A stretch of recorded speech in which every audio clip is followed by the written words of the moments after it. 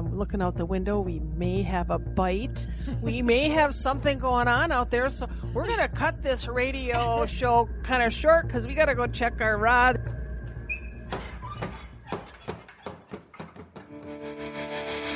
Welcome to the Woman Angler and Adventurer podcast, inspiring real women with a passion for fishing and the outdoors to go get their adventure on. Now, here's your host, Angie Scott and Barb Carey. Welcome to another episode of the Woman Angler and Adventurer. And I just want you to close your eyes for a minute and picture this. You're in a little cabin way in the northern part of the country, and there's a little lake just like glass, not a ripple on it. And there's all sorts of tamarack trees that are golden color and green evergreens, and the reflection of the trees mirrors the surface of them going up perfectly. And you get in your kayak and you paddle across to the other side of the lake with your bow and arrow.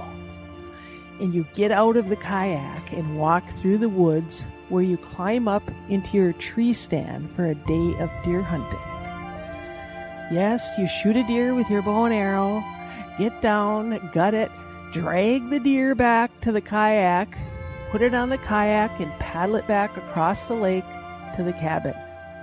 This is what Brenda Maier did and got her voted the Adventurous Woman of the Year through Adventurous Magazine. Angie, sorry about the squeaking dog toy. Please edit this out. Stand by and I'll get rid of them. All right, you guys, stop it. Here. Come here. Give me the beaver. Give me the beaver. Give me the beaver.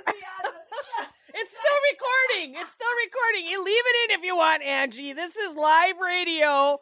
You got Boston Terriers in the room when you're recording. This is what you get. They haven't played all day. They've been sleeping on the couch. We start recording. And then the beaver. They grab the beaver. Isn't that funny? Anyway. Brenda, thank you so much for being on the Women Angler and Adventurer.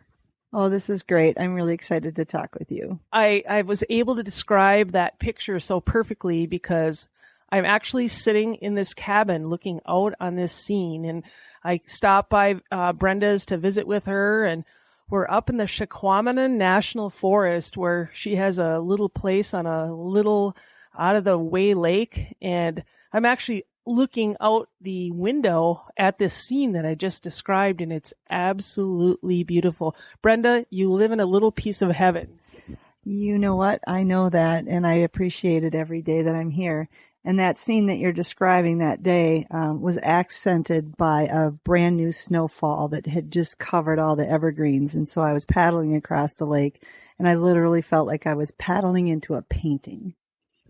Wow. And I can see why. And, this is, not everyone has this opportunity.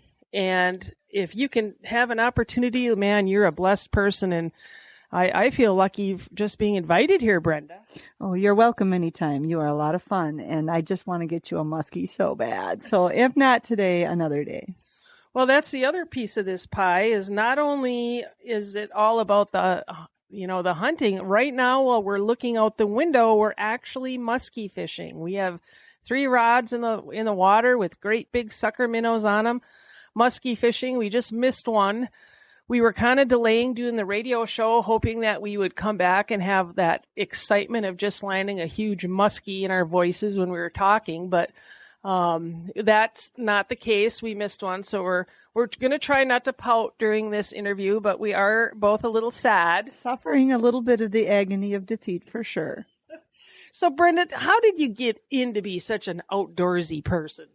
You know, Barb, it's been something that's always been a part of me. I grew up on the shores of Green Bay, spending summers at my grandparents' cottage, and I was just a little wild child. I mean, I spent my days playing in the water, and we had a creek next to the cabin, and I ran around in the woods, and that's just what I did. And, when I was a little girl, they gave me a BB gun and a knife to play with, and, man, it was heaven to me. Well, you sure are proficient at it now, and let's just talk a little bit about that big award or a recognition that you got for Adventurous Magazine. I know Jennifer was a guest on our show previously. She's the one that founded and runs Adventurous Magazine. And she ran this little contest to have people enter to be declared the Adventurous Woman of the Year. And how did that all come to be for you, Brenda? That's kind of interesting. I was doing a little research on my friend Google. I was trying to find some camouflage wool pants that would fit me because I like to wear a lot of natural fibers because that's how I stay warm in the woods. And on my Google search, this Adventurous Magazine came up, and I had never heard of it. And it's a digital online magazine. I'm kind of old school, so the idea that there was no paper magazine to hold was kind of weird. But I started paging through it, and actually what caught my eye was a picture of you, Barb, holding a steelhead in one of their issues. Oh, wow. Well, I didn't even know that was there, but thank you for that. Well, so then I started reading some of this stuff, and I thought, oh, this is cool. And then I opened it up to the next page, and it was all the prizes. And the thing that caught my eye was an orange pair of like shoulder-length gutting gloves that come in all different sizes. And I thought, oh man, I'd love to have those gutting gloves. So I read the little caption, and it said there was a contest. Kind of forgot about it until my daughter was home for Christmas from Raleigh, North Carolina, and we were sitting around hanging out, and I was telling her the story, and she just kind of rolled her eyes. Oh, Mom, trapping gloves, really?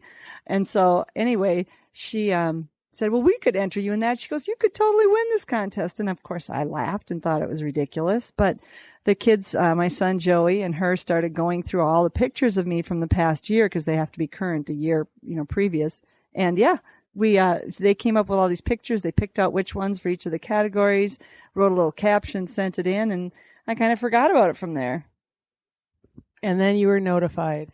Well, yeah, I was watching Facebook because I'm not real tech savvy, but I do the Facebook thing, and I saw a post of the finalists, and it kind of freaked me out. Well, no, first it was posts of all the different category winners, like, because it's a hunting category, fishing category, whatever.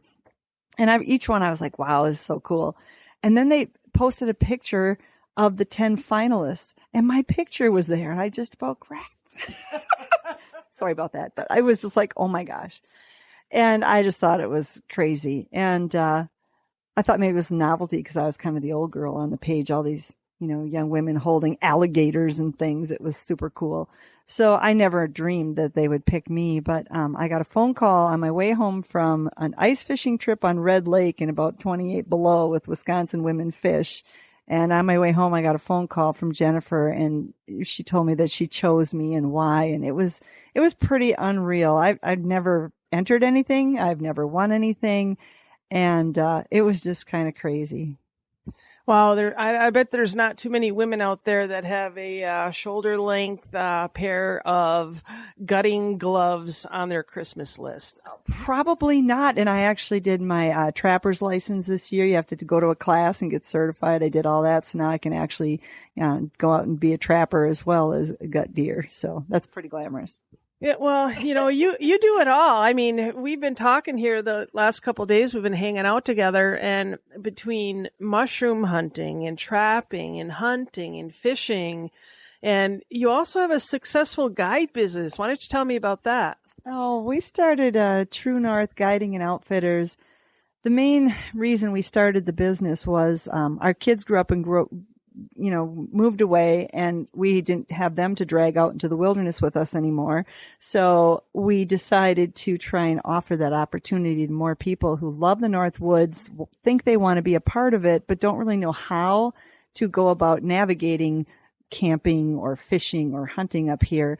And because it's a big, wild national forest. And so there's not a lot of easy places to get to where you know exactly where you are. People are uncomfortable. So we decided to help them out and try and get their families and their kids out in the wilderness instead of on, television and Netflix and whatever. So we started the business for that reason, and it's been a lot of fun. We got to know a lot of really cool people. Well, you and your husband do this together, and you told me about this in the past, and I thought, oh, that's cool. And then I came up here and I see what it is that you're talking about. I mean, it is absolutely unbelievable up here. And it's not a place where you would find the cool spots if you were venturing on your own. I mean, but if you go with someone who knows the cool spots, it is an unbelievable experience. And let me just tell you a little bit about last night. yesterday we were out fishing with some of the gals, Amanda Wilson and Cindy, who produced the recent women's musky school, and we musky fished with them in the afternoon. And then Brenda and I were coming back to her cabin here, and first thing that happened was a bobcat ran across the car in front of us. And it was like, oh, cool, look at that, a bobcat. Then we go a little bit further, and here there's a huge elk right on the side of the road. And it was like, oh my gosh, so we stop, and Brenda's pointing the headlights right at the elk, and it's like, we're taking pictures and stuff. We go up a little farther. There's another elk sitting on the side of the road, and this is this place, the Chiquamina National Forest, and it is. Tell me a little about this area. Is called the Quiet Lakes, or tell me about that. Yeah, we're in the Quiet Lakes area. It's part of Spider Lake Township, and it's kind of an area that has developed some rules of their own to keep things a little more peaceful and natural. And so there's 10-mile-an-hour speed limits on the lakes, and there's not ATVs bombing around. And we really like that. We're kind of quiet sports sort of people. And so that's part of the beauty of the place. I love the quiet. There's nothing like sitting out by the lake, and it's just this dead silence. And I was having an experience this summer with my kids. We were laying in a hammock watching the meteor shower, and all of a sudden some wolves let out howling. And it gave me chills. And just the wilderness experience is something, that you don't have to go all the way to Alaska or, something to do. You can feel a part of it here. It's a smaller version, but it's pretty special. Yeah, now what the place we're talking about is actually in northern Wisconsin. It's probably 4.5 hours from Madison, Wisconsin. And it's only 45 minutes from Lake Superior in Ashland, which is a whole different destination. That's absolutely wonderful. And, it's really unique here. And my eyes have been open because it's really the first time I've been up here to really, get into it deep where I can see what's happening. Now, a lot of the guiding you do is on rivers with canoes, and you're really kind of have these wilderness experiences, but you also catch some unbelievable fish. I mean, tell me about some of this. I've seen pictures. No wonder you were chosen. Tell me about some of these awesome fish. Well, we have a lot of fun on the rivers. A lot of people don't go on some of the sections that we've found because you have to work to get into them. So you have to portage your canoe in. And I started out traveling up into the Quetico Provincial Park, which is on the Canadian side of the boundary waters of Minnesota. And so I'm a canoe person. I love to be in a canoe. And so we started fishing out of canoes up there, and then we kind of transferred that to this area so that we could fish the rivers. My husband's always been a big fan of fishing rivers. So yeah, the thing about catching fish in the rivers up here, especially the muskies, is there's not a lot of places for them to go to fight. So a lot of times they come out of the air and they're jumping, and they're kind of, you're in the canoe, so you're kind of wheeling your rod over your head and all around and trying not to tip over. And it's kind of a circus, but that you feel so much closer to the fish too. And then the whole experience of traveling through this, stretch of river where there's no cabins and no people, and, then eagles following your path, and you see an otter pop its head up or a mink sitting on the shore. It's just, I saw an elk walking across the river in front of me one time. So the fishing is phenomenal. Right near my cabin, I caught a giant smallie, and it was just amazing to see that fish come out of that little stretch of river. Yeah, it's absolutely beautiful up here, and it's kind of a secret, I mean, and I've even talking to you in the past, Brenda, I almost feel like this balance you're trying to figure out of you want a few customers, but you don't want really too many people to know about it. So finding this balance of just kind of being able to keep it this way, that's kind of a challenge, I think. And I think some of the local business owners and the residents up here kind of feel the same way. Yeah, it is a balance because you do want to share it and have other people enjoy it too. We want everyone to respect this part of the state and really appreciate it for what it is so that we protect it. But then you also want to have time to enjoy it yourself. So that is a balance that we're working on. But I think we can find a way. And it's really been an open door to meeting some really amazing people who share our love of the wilderness in this part of the country. So that's cool. Yeah, I want to talk a little bit now about food because I came up here yesterday and she had a little hors d'oeuvre for me and it was woodcock pate. Is that what that was? Yeah, I don't know if that's really a thing, but I make it because we bird hunt a lot. We have bird dogs and there's a lot of rough grouse up here that people come from a long way away to hunt. But the woodcock is a lesser known bird. It's a migratory bird, very small with a big long bill, kind of resembles a snipe. Some people know what snipe are. And they're fun to hunt. And my rule is, and it was a rule since I was a little kid when I was shooting leopard frogs with my BB gun and my grandma made me eat the frog legs. So we don't waste things. We don't shoot things unless we're going to eat them. So when we shoot the woodcock, we got to eat them. But they kind of taste like liver. And I was trying to think, well, what could I do to make them really palatable? And I thought liver pate, woodcock pate, kind of a novelty. Just like I make walleye rangoons. Oh, yeah. And it's just fascinating. I mean, when we were ice fishing that time, you made venison curry? Oh, that was to die for. What's on the menu tonight? Because I smell something in the oven. Well, tonight is sort of an imported bird, but it's pheasants that were shot with our dogs. And I just made a pheasant kind of stew with wild rice. I'm a big wild rice fan, and that's from up here. And there's also some maitake mushroom. They grow on oak trees, so we got some of that in there too. So try and mix it up a little. Wow. It's just like, you talk about the ultimate outdoors woman. I think Brenda is it. And her husband, John, him and her to have this guide business together. He's a great guy. I just love hanging out with him too. Of course, he left us alone here for a couple of days at the cabin. I guess he thought we weren't going to get in too much trouble. Yeah, he's having a hard time though. I keep getting texts from him like, give me an update or a little bit of advice here and there. And it's hard. He's looking forward to when he can retire and be up here full time because he loves it up here as much as I do, if not more.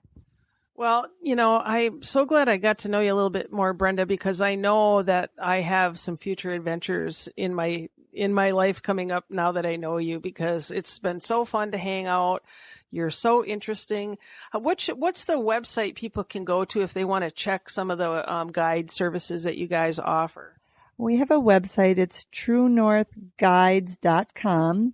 And just like it sounds, and you can check out our website, see the different kind of trips. We try and tailor make things for people too. It's not like you have to take a full day of fishing and, spend 8 hours on the water. If someone wants to go for a half day, or maybe they really just want to get out on the river just to see it, or maybe someone wants to slog back to a cranberry bog and pick wild cranberries. We'll do whatever people want to do just to be able to get them out enjoying whatever they're interested in. Well, it's fascinating. You have a Facebook page too, don't you? Yeah, we do. So technological. This is. Let me tell you about Brenda's downside. It's like, first of all, there's no cell service up here. You can't get a hold of her if you want to. I can't get any emails or texts. That's part of the reason why I'm having so much fun this weekend. But this is something that's the True North experience goes all across all levels, including their Facebook. I think I have a Facebook page. We put a picture there once in a while. And if they don't get business, well, too bad. They don't really care because it's a secret and we don't really want you to know anyway. It's like not the perfect business model, but it's working perfectly. Yeah. If we had to make a living off this, it would be trouble. But this is a retirement gig for us. And our tagline for our business is an authentic Northwoods experience. And that's what we're hoping to share with people. We're pretty down to earth and we're just kind of old school on a lot of things. Barb was making fun of me because I didn't know anything about the graph when we were out on the little boat on our lake tonight. And I was like, I don't know. I just look at the depth, whatever. Now, you do work out of a lodge. So if somebody wanted to kind of come up here on a vacation, have lodging at this lodge, and then work with you guys on these adventures during the day, what's the name of that place that you work out of? We work out of Boulder Lodge Resort, which is, the address is Hayward, but it's actually about 20 miles east of Hayward. And Terry and Michelle run this amazing little lodge in an old building that was a lumber camp back in like 1905 is when it started. Old log building, and it's just a really cool place. And they have seasonal campsites and a campground and cabins that they rent. They serve food and they have a great bar. They have a dock where people can keep boats. It's a great little place. We love it there and have met a lot of really fun people.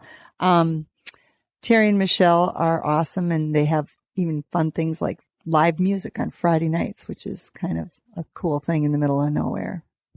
Yeah, it sounds like the perfect getaway. And this is kind of a test area for elk. So seeing an elk over here, it's not like a rare occurrence. It's pretty common occurrence. In fact, when you're driving down the road, they have these lights, these warning signs, and some of these elk are radio collared. And if they get within a quarter mile of the road, these lights go on because there had been a large number of car elk accidents and a lot of elk perish. So some of them are, they're tracking. It's not a thing that's really common around here. They're trying to get them going, and the DNR keeps pretty close watch on them. So that's kind of what's I'm looking out the window. We may have a bite.